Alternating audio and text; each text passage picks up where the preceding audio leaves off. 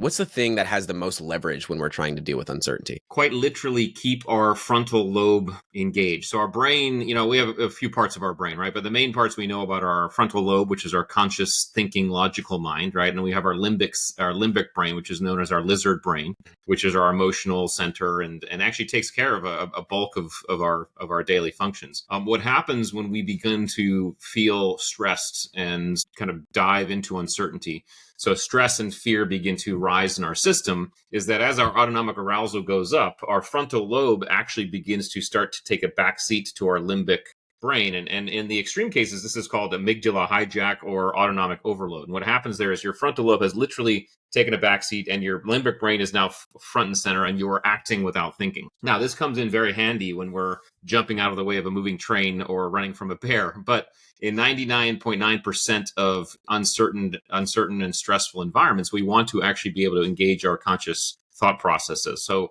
what we have to be focused on is what are those things we can do to get our frontal lobe back online and begin to logically think through our situation. And the techniques and the things, and I know we'll get into a lot of it, that I talk about in the book really are centered around that concept.